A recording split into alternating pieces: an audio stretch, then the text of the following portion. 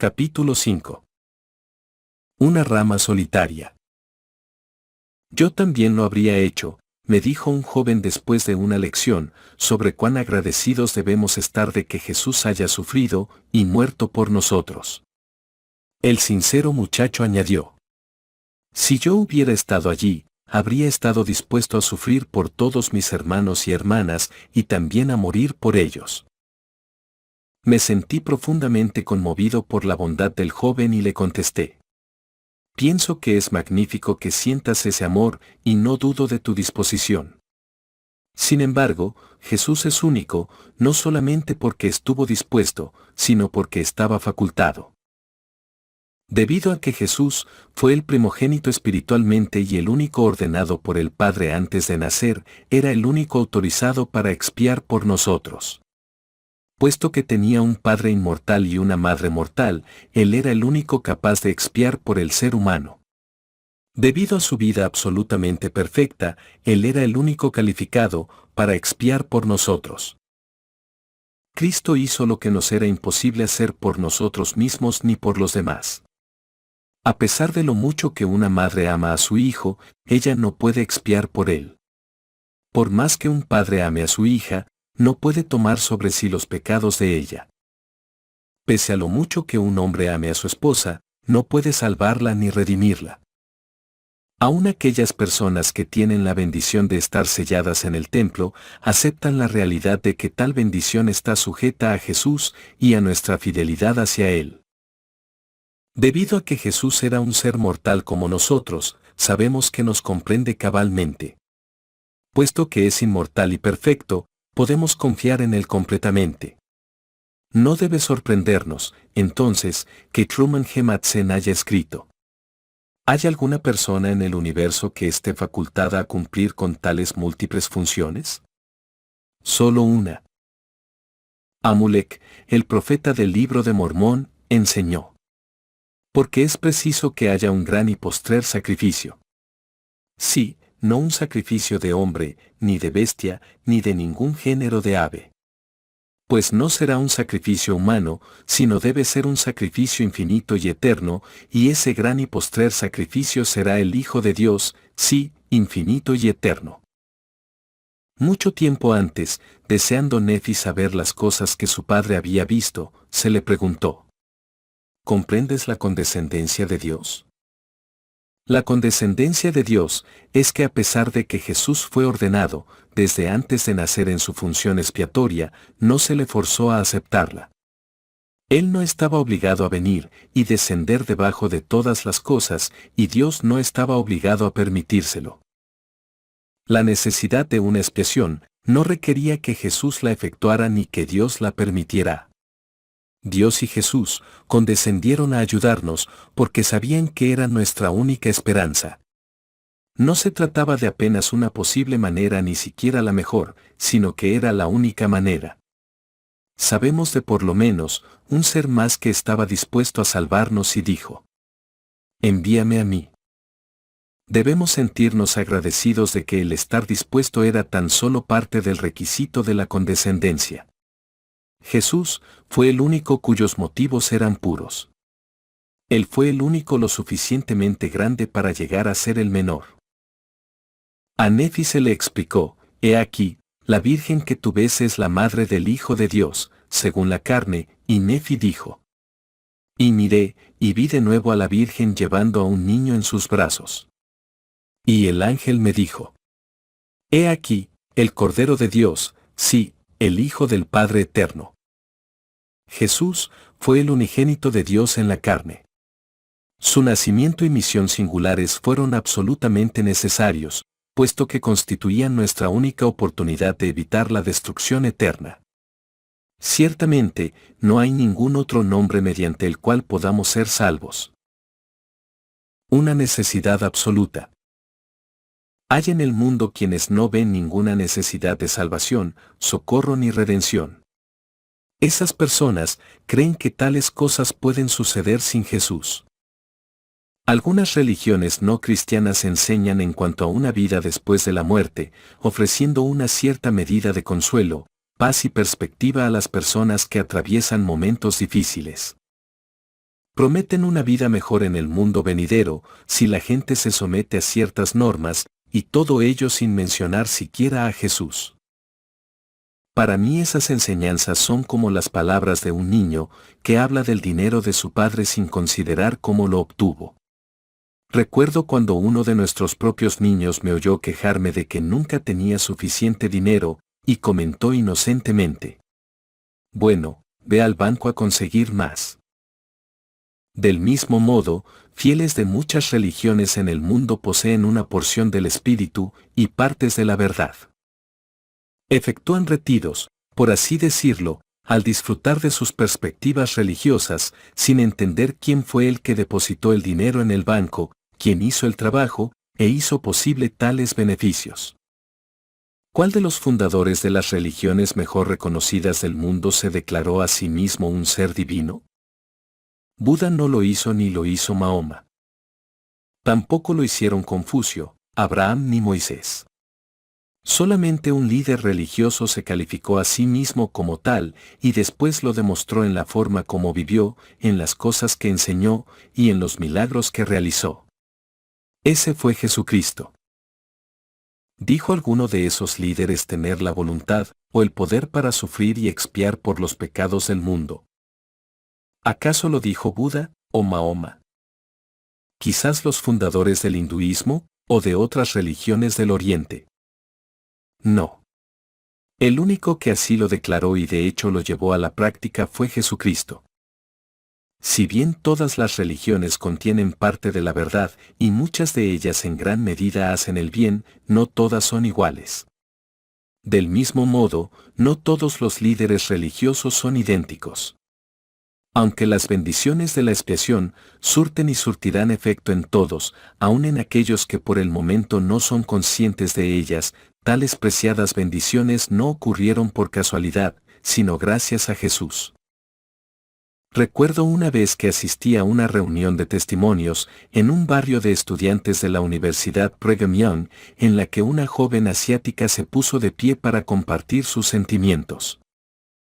Era una reciente conversa de la religión budista y estaba en los Estados Unidos por primera vez. Su inglés era excelente, teniendo en cuenta que llevaba poco tiempo estudiándolo. Igualmente nuevo era su entendimiento de Cristo. Se puso de pie detrás del púlpito y dijo: «He estado oyéndolos a todos hablar de su amor por el Salvador, pero yo no siento aún lo que sienten ya que no crecí como ustedes. Donde yo crecí ni siquiera sabía que necesitaba un Salvador. Fui criada amando a Buda, quien enseñó que si me portaba bien mi próxima vida sería mejor, y que si me portaba mal mi próxima vida sería peor. Todo dependía de mí, tanto mis decisiones como mis hechos, y claro, yo estaba segura de que mi próxima vida sería mala, ya que no podía portarme bien en todo momento». Los misioneros le habían enseñado a esa joven en cuanto a la caída y la expiación. Entonces continuó diciendo: «No llegaba a entender cómo el hecho de que Adán y Eva hubieran comido del fruto tenía nada que ver conmigo, ni tampoco el hecho de que Jesús hubiera sangrado en el jardín de Getsemaní y en la cruz. Después había leído el libro de Mormón y finalmente entendió que en primer lugar, de no haber habido una caída, ella jamás hubiera nacido. La joven nunca había aprendido formalmente sobre los efectos de la caída, pero sabía en cuanto a la muerte y la temía. No consideraba que sus malas decisiones fueran pecados, pero sí se daba cuenta de que había cometido algunos errores. Mucho antes de saber que ninguna cosa inmunda podría vivir con Dios, sabía que ninguna persona impura podría vivir con su propia conciencia. Sabía sobre el remordimiento por sus acciones erróneas. Al leer el libro de Mormón, ella comprendió que Jesús completó las enseñanzas de Buda. A través de Buda, ella había aprendido que habría vida después de la muerte, y ahora sabía que fue Jesús quien había hecho tal cosa posible. Por medio de Buda, ella había aprendido que sus acciones tenían consecuencias, pero ahora sabía que Jesús tenía la capacidad de alterar los resultados adversos que surgen de decisiones equivocadas. Jesús podía ofrecer un futuro positivo a pesar de un pasado negativo. La joven continuó diciendo. Ahora estoy empezando a entender, por qué ustedes dicen que aman a su Salvador y estoy empezando a sentir algo por él también. Nuestra única oportunidad.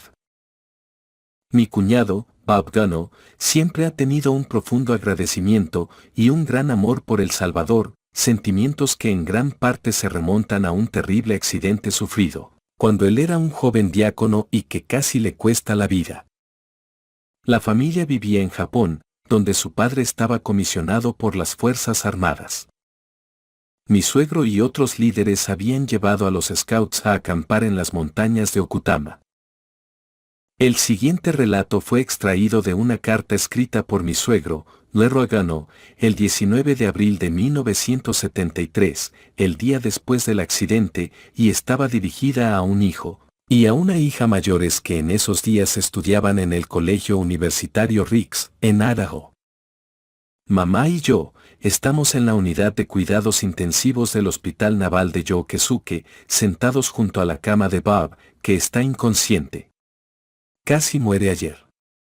Espero que cuando reciban esta, se unan a nosotros en ayuno y oración por él. Lo que empezó siendo apenas una divertida excursión scout, terminó de un modo muy distinto.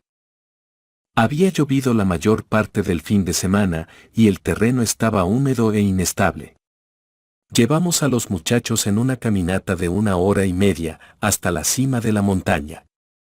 La vista era estupenda y después de tomar algunas fotografías comenzamos a descender, por un sendero distinto al que usamos para subir. A un tercio del trayecto, la senda se volvía angosta y rocosa, transformándose en un empinado barranco. Bob se apoyó en una roca grande para afirmarse, pero ésta se aflojó y se deslizó. Por pocos centímetros no lo pude alcanzar.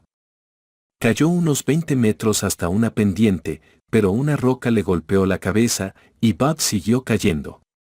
Cuando oí la roca caer hasta el fondo del barranco quedé perplejo. Nunca me había sentido tan impotente en mi vida, y me resultaba casi imposible volver a la realidad. Por lo que había visto y oído sabía que Bob estaba muerto. Rogué al Señor, con todas mis fuerzas, que me ayudara a llegar hasta donde él estaba, y casi frenético me deslicé por el barranco. Resbalé y caí unos 10 metros, hasta que finalmente pude agarrarme de suficiente tierra, piedras y raíces para detener mi caída. Cuando miré hacia donde Bob había caído, me costó creer lo que veía. Allí colgaba el cual una toalla, de una rama de menos de 1 metro de largo, que brotaba del costado del precipicio. Estaba inerte, perfectamente doblado por el estómago sobre esa pequeña rama, la única que se veía en el lugar. Nuevamente imploré al Señor que me ayudara a llegar hasta Bob. Por debajo de su cuerpo aún restaba una caída de casi 20 metros, hacia un fondo de nada más que rocas. Continué deslizándome lo más rápido que pude por el escabroso barranco. Fui un poco más por debajo de Bob y empecé a subir hacia él. Fue entonces que percibí un primer leve movimiento. Una de las piernas comenzó a temblarle y poco después movió el brazo izquierdo. A esta altura yo estaba exhausto, pero sabía que tenía que llegar hasta él antes de que empezara a caer nuevamente. Cuando finalmente me le acerqué, literalmente aferrado a la pared del precipicio, me sentía profundamente angustiado. Bob tenía varios cortes profundos en la cabeza y aún se le veía inánime a no ser por algún que otro temblor en un brazo o una pierna. Nada podía hacer por mí mismo. No había siquiera un lugar donde afirmarme, a no ser por una resbalosa roca del ancho de mi bota y otra de la cual asirme junto a Bob. Oré tan fervientemente como nunca lo había hecho, para que el Señor me ayudara. Después empecé a gritar, para hacerle saber al otro líder, el hermano Jensen, y a los muchachos, donde nos encontrábamos. Después de unos 15 minutos llegué a verlos, a cierta distancia por encima de mí, pero todo intento de ayudarme parecía imposible. Fue así que decidieron apresurarse hasta el pie de la montaña, para conseguir una cuerda. Para entonces las piernas me temblaban incontrolablemente, debido a la tensión de estar en esa posición tan extrema, y sufría al ver a Bobby colgar de esa pequeña rama y sangrar. Ya no podía soportar más el verlo de ese modo, así que me estiré, lo tomé del fundillo, y lo descolgué de la rama. Con enorme esfuerzo lo descansé sobre mis rodillas, y lo sostuve lo mejor que pude. Entonces puse la mano que tenía libre sobre su cabeza, y le di una bendición, para que pudiera vivir hasta obtener ayuda médica. El hermano Jensen regresó una media hora más tarde con el resto de los scouts, y con una cuerda. Sé que el Señor me fortaleció durante esos momentos, porque para entonces había estado colgando de ese precipicio al menos por 45 minutos. Aun cuando la ayuda había llegado, nuestra situación seguía siendo grave. No tenía idea de cómo podría hacer un nudo con una sola mano y después bajar a Bob hasta donde estaban los otros muchachos.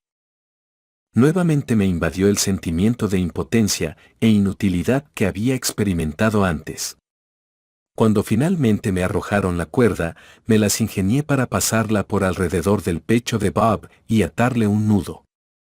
Bobby empezó a gemir, pero estaba totalmente inconsciente. No estoy seguro de cómo lo logré, pero con fuerza bruta y enorme ayuda de parte del Señor, finalmente bajé el cuerpo hasta donde estaba el resto del grupo. Fue recién entonces que me di cuenta de mis propias lesiones. Sentía como que me había quebrado 2 o 3 costillas y tenía las piernas agarrotadas. El dolor en el hombro izquierdo era insoportable, y comprendí que no me hubiera sido posible cargar a Bob ni siquiera un minuto más. Apenas pude llegar hasta el fondo del barranco. Más tarde llegó una ambulancia de la base Tachikawe, y en ella nos llevaron a Bob y a mí hasta el hospital de la Fuerza Aérea allí.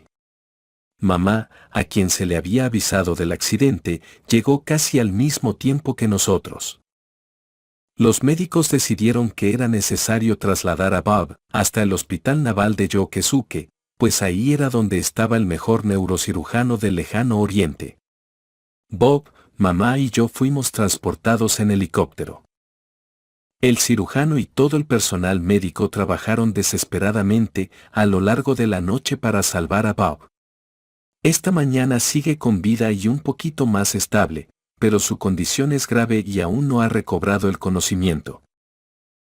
De más está decir que cuando el hermano y la hermana de Bob recibieron la carta, se sintieron muy alarmados, al igual que los abuelos, otros familiares y amigos en la iglesia en Japón y en Estados Unidos. Muchos se unieron a la familia para orar en favor de Bob, quien seguía en estado de coma en el hospital. Después de 10 días, el médico habló con mi suegra y le explicó que aunque se sentía alentado con la recuperación física de Bob, no veía el progreso mental que había estado esperando.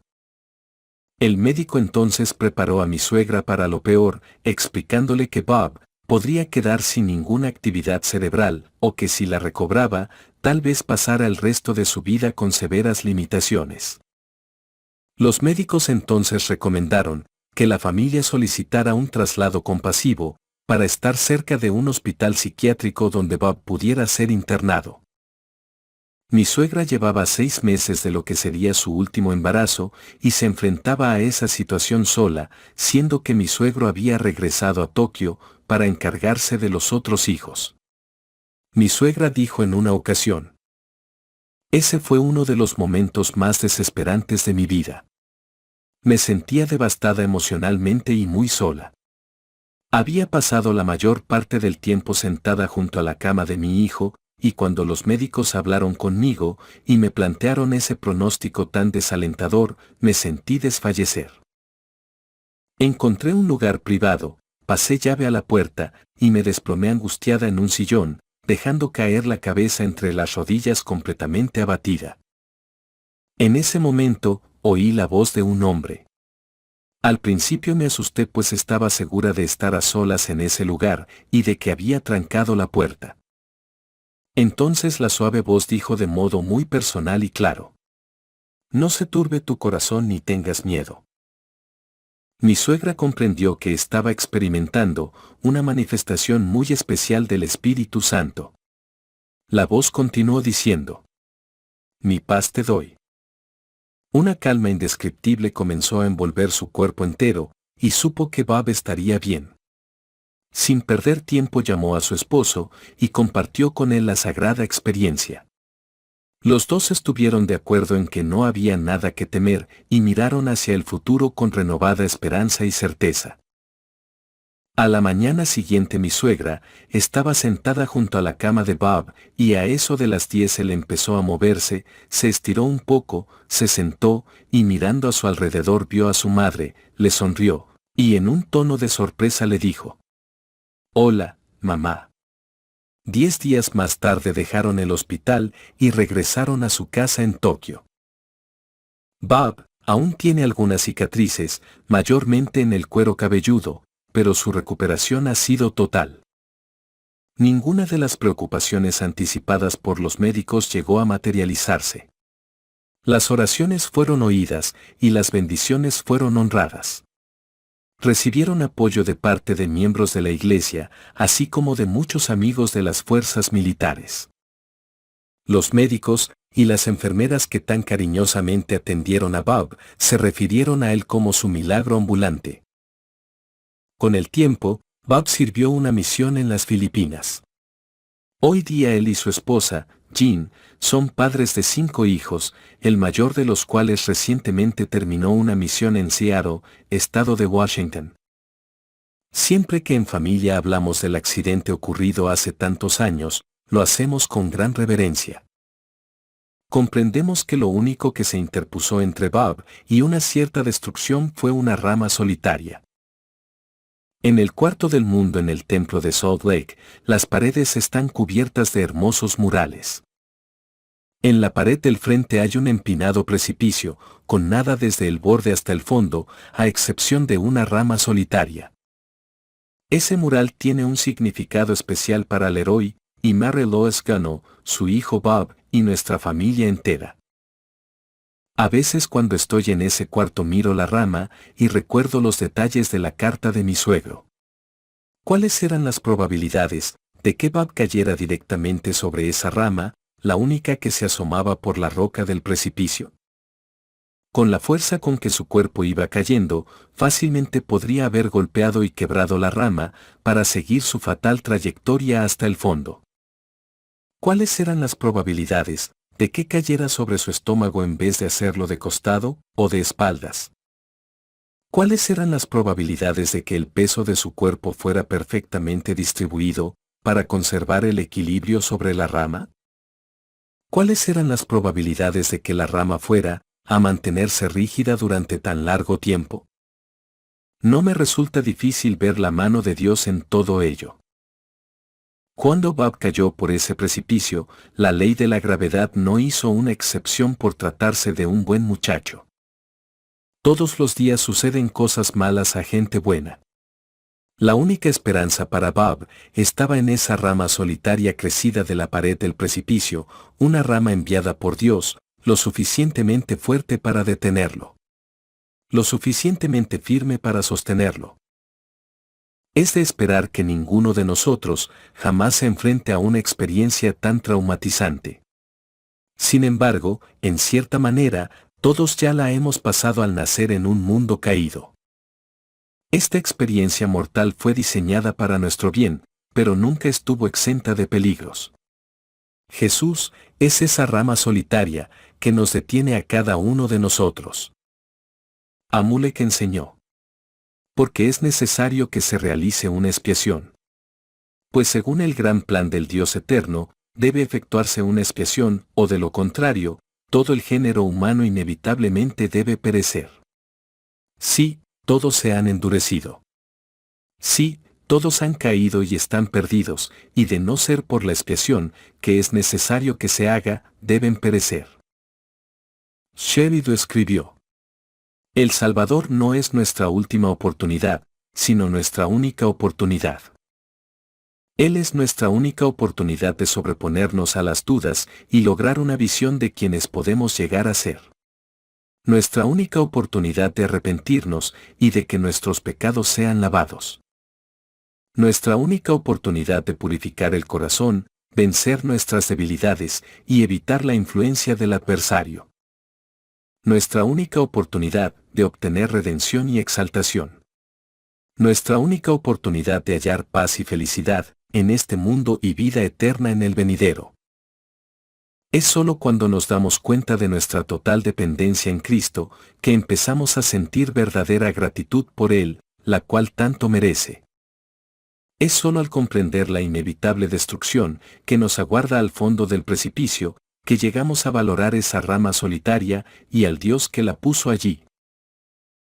Ningún otro hombre. En sus clases en la Universidad Brigham Young, Robert J. Matthews ayuda a sus alumnos a comprender cuán esencial es Cristo, formulando algunas preguntas muy interesantes. En el caso de que Jesús no hubiera completado su misión, ¿existía algún plan alterno aceptable, o había un Salvador suplente? ¿Es el Evangelio la única opción, o simplemente la más rápida? ¿Qué habría sucedido si Cristo no hubiera venido? ¿Qué habría pasado si Él no hubiera sido obediente hasta el fin y no hubiese logrado la expiación? El hermano Matthews ha escrito: hace algunos años traté este tema con un grupo de profesores. Y advertí que ellos eran de la firme opinión de que si Jesús hubiera fallado, habría existido algún otro medio para lograr la salvación. Reconocieron que cualquier otro medio probablemente habría resultado más difícil sin Jesús si Él hubiese fallado. En otras palabras, lo que esos profesores decían era que Jesucristo era una conveniencia pero no una necesidad fundamental. El presidente Boyd K. Packer explicó cuán errónea es tal manera de pensar cuando declaró: rara vez empleo la palabra absoluto o absoluta, ya que rara vez encaja. Sin embargo, ahora la empleo, y no una sino dos veces. Debido a la caída, la expiación resultaba absolutamente esencial para el proceso de la resurrección y para vencer la muerte física. La expiación fue absolutamente esencial como el medio para que los hombres se limpiasen del pecado y para vencer la segunda muerte, o sea, la muerte espiritual, que nos separa de nuestro Padre Celestial. Porque no hay otro nombre bajo el cielo, dado a los hombres, en que podamos ser salvos. Esta maravillosa enseñanza es tan importante que se le repite en cada uno de los libros canónicos y en dos casos fue registrada aún antes de que Cristo naciera. Esta no fue una doctrina que surgió después de la vida de Cristo, sino que fue declarada desde el principio. Cristo no es un atajo ni un camino más fácil. Él siempre ha sido el único Salvador, para toda la humanidad, y siempre lo será. No hay alternativa, suplentes ni planes optativos. Imaginemos cuando nos encontrábamos en la existencia premortal, aprendiendo del plan de redención y de la función esencial de la expiación de Cristo. Pienso que el diablo no solo garantizó a todos la salvación sin ningún esfuerzo, sino que además fue entre la multitud diciendo algo como lo siguiente: miren, si ustedes se someten a nacer en ese mundo sujetos a la caída de Adán, al pecado y a la muerte, y Jesús fracasa, entonces habrán perdido su salvación. Casi podemos oír a Satanás preguntar: ¿están seguros de que quieren jugárselo todo a una sola carta? ¿Realmente van a poner toda su fe en una sola persona? Eso sería como si un jovencito cayera hacia un profundo precipicio y esperara ser salvado por una rama. Todos sabían que el plan alterno de Lucifer no ofrecía ninguna posibilidad de crecimiento o progreso eterno. Así que, tal vez, una de las razones por las cuales tuvo éxito en convencer a tantos de que lo siguieran a él fue por poner tantas dudas en el plan de Dios. Imagino a Satanás diciendo: sé que mi plan no les ofrece mucho, pero al menos es seguro. El plan de Dios ofrece mucho más, pero conlleva un riesgo. ¿Están realmente dispuestos a tener fe en Cristo, cuando es todo apenas palabras y promesas de parte de alguien que nunca antes ha efectuado una expiación? con toda seguridad que Satanás sembró sus semillas de duda y temor desde el principio, ya que nunca ha dejado de hacerlo. Mismo hasta el último minuto en el jardín de Getsemaní, él hizo todo cuanto pudo para frustrar la expiación. Jesús se enfrentó al imponente poder del maligno y a los horrores que Satanás, el príncipe de este mundo, pudo infligirle. Como para no estar preocupado Jesús por sus apóstoles al suplicarles que no entraran en tentación. Él sabía que el tentador mismo estaba allí despertando toda duda y todo temor imaginables. La expiación era mucho que pedir de cualquier persona, pero nosotros sabíamos que Jesús no era cualquier persona. Sabíamos que Jesús no fallaría. Creíamos en Él y estábamos seguros de que nuestra confianza no se depositaba en alguien que no la merecía. Sabíamos que sería sometido a la burla y al rechazo aún de parte de miembros de su familia, pero también sabíamos que Él nunca se daría por vencido. Preveíamos el terror y la injusticia de Getsemaní, pero sabíamos que Jesús nunca diría: hágase mi voluntad y no la tuya. También previmos la tortura y la ironía del Calvario, pero sabíamos que Jesús nunca proclamaría a su Padre: basta. Esto ya es demasiado. Aun cuando imploró a Dios empleando el más íntimo de los títulos: Abba, todas las cosas son posibles para ti.